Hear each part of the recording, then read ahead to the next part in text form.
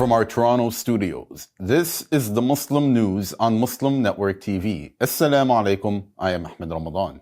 Israel has launched a $10 million US PR campaign to influence opinion on Gaza, targeting Gen Z, Christians, and even AI platforms with pro-Israel content. This and more on today's show. Stay tuned. President Donald Trump has announced that all living Israeli prisoners will be released Monday under the first phase of the U.S. brokered plan for Gaza. Tel Aviv estimates that nearly 50 Israeli hostages remain in Gaza, including around 20 who are believed to be alive. Meanwhile, more than 11,000 Palestinians are being held in Israeli jails, with 3,544 of them held without trial, according to Israeli human rights group the Center for the Defense of the Individual. Qatar, working with Egypt and Turkey, has confirmed that all terms and mechanisms for the Gaza plan have been finalized. Hamas says the deal ensures an end to the genocide, Israeli withdrawal from Gaza, humanitarian aid entry, and a prisoner exchange. Sources say the US and Qatar have guaranteed Hamas that Israel will not resume fighting after the first phase of the plan ends. In January, Israel had agreed to a ceasefire but resumed its bombing and attacks on Gaza on March 18. Israeli far-right extremist minister Bezalel Smotrich rejected the current deal, calling it short-sighted. World leaders, including Saudi Crown Prince and Prime Minister Mohammed bin Salman, Turkey's President Recep Tayyip Erdogan, France's Emmanuel Macron, and Britain's Keir Starmer, welcomed the truce as a step towards a lasting two-state solution. Israel has quietly launched a $10 million public relations campaign in the United States to reshape opinion about its genocide in Gaza.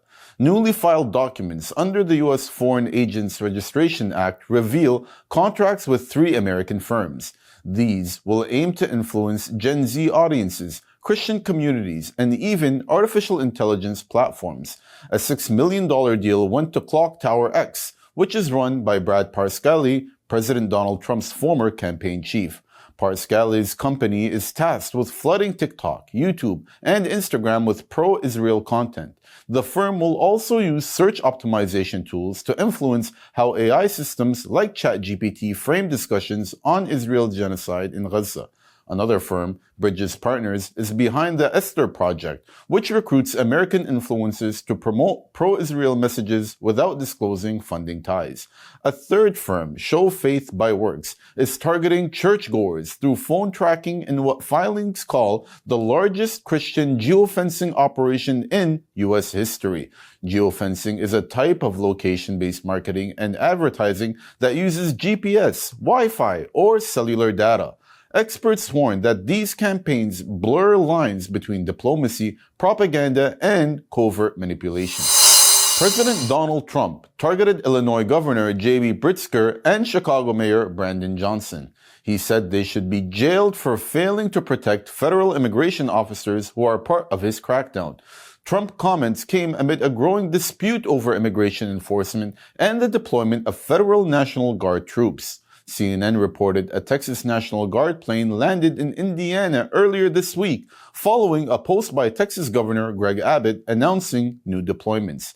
Illinois and Chicago officials have filed a lawsuit against the Trump administration, calling the deployment unconstitutional. The suit, led by Illinois Attorney General Kwame Raoul, described Trump's move to federalize state troops as illegal, dangerous, and unconstitutional. The standoff highlights deepening tensions between Washington and several Democratic-led states over immigration policy.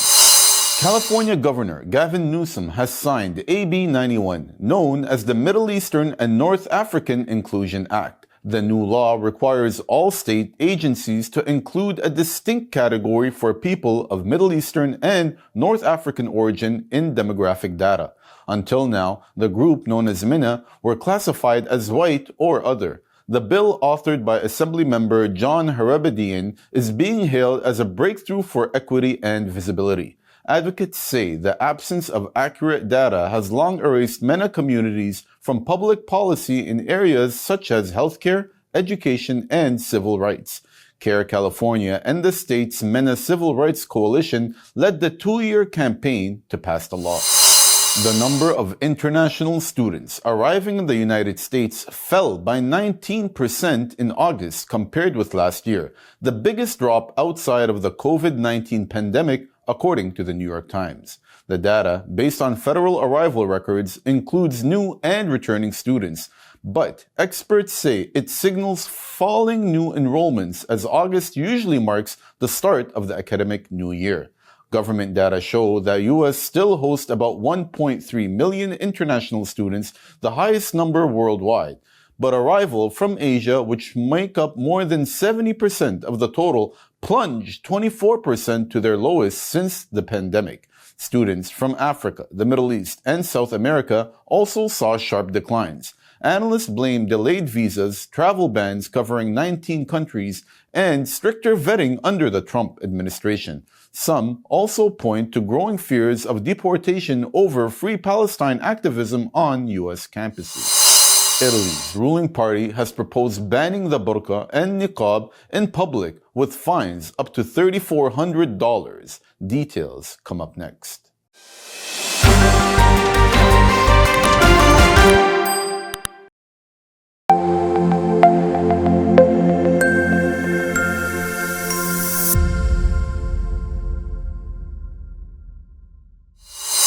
Welcome back.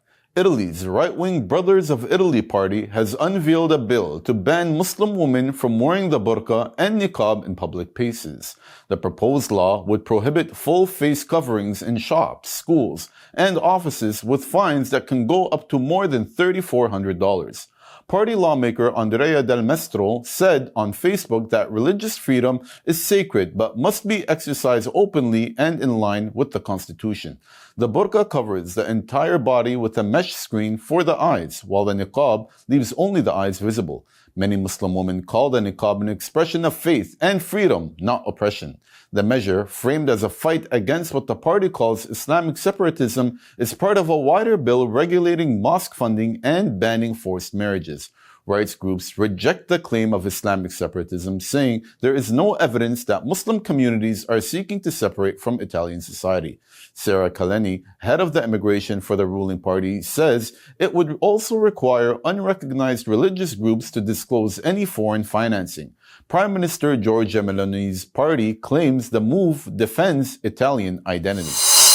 Illegal Israeli settlers shot and killed a Palestinian man and wounded 9 others on Wednesday in the village of Deir Jarir, east of Ramallah in the occupied West Bank. The Palestinian Health Ministry identified the victim as 26-year-old Jihad Mohammed Ajaj. 9 others were hospitalized with moderate to critical injuries at the Palestine Medical Complex in Ramallah. Wafa news agency reports that an armed Israeli settler opened fire on a group of young men near the village entrance. Earlier in the day, the Palestinian Red Crescent said 2 others were injured in separate Israeli settler attacks in Atara, north of Ramallah. One victim, a 50-year-old man, was shot in the pelvis. The attack is part of a surge in Israeli settler and army violence across the West Bank and East Jerusalem.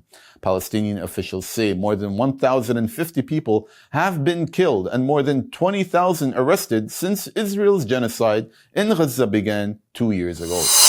A Pakistani journalist has been shot dead in the southern Sindh province, marking the 5th killing of a media worker in the country this year. Police say gunmen opened fire in Mirpur Mathilo town on Wednesday. 2 suspects have been arrested. Rind worked for Royal TV and Mehran newspaper. He is the 2nd journalist killed in 2 weeks.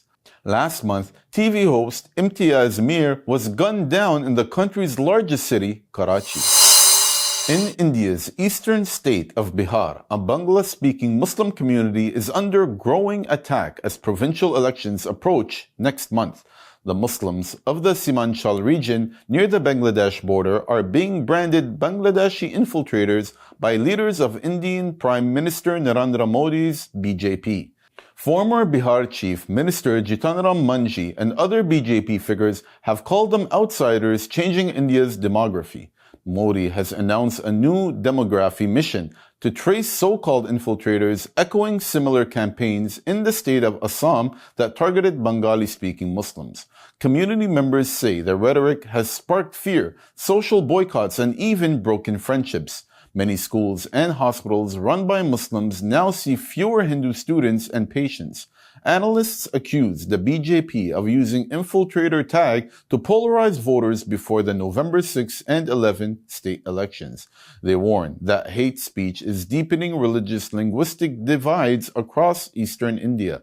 The Election Commission released Bihar's final voter list on September 30. Nearly 6% of the state's 80 million voters were removed. Kishanganj, a Muslim-majority district, saw the deletion rate of 9.7%, the second highest in the state. Across the Simanchal region, voter removals average about 7.4%. Gold prices have surged more than 1.4% to a record $4,040.32 an ounce. The rally came as the U.S. government shutdown entered its seventh day, deepening uncertainty in the world's largest economy. Investors are also betting on more rate cuts when the Federal Reserve meets next. Gold has gained 54% in the past year. The political stalemate in Washington has forced thousands of federal workers on unpaid leave, while key data releases like jobs and inflation figures are delayed. Analysts say the shutdown, global economic concerns, and growing central bank demand for gold are driving prices higher. The Fed last week cut its policy rate by 25 basis points under pressure from President Donald Trump. Markets now expect more cuts in October and December to support a slowing economy. Scientists have created the world's first blood test that can accurately diagnose chronic fatigue syndrome. The breakthrough could help millions who suffer from a condition but often go undiagnosed for years. The study, published in the Journal of Translational Medicine, was led by Professor Dmitry Fizetsky from the University of East Anglia. He says the discovery could allow for a simple, accurate test that confirms the illness early and improves patient care. Researchers from the University and Oxford Biodynamics analyzed blood from 47 patients with severe symptoms and 61 healthy patients. They discovered a unique DNA folding pattern in patients with chronic fatigue syndrome. Using this finding, they built a test that showed 92% sensitivity and 98% accuracy. Experts welcomed the breakthrough but cautioned that larger studies are needed before the test can be widely used. That's all from our Toronto studios. Thank you for watching Muslim News. We are a community channel dedicated to bringing you stories you can trust. Please like, share, and subscribe to our content. You can also comment to let us know what you think of our coverage. You can donate now by visiting muslimnetwork.tv/donate. For more content, keep watching Muslim Network TV. Salam.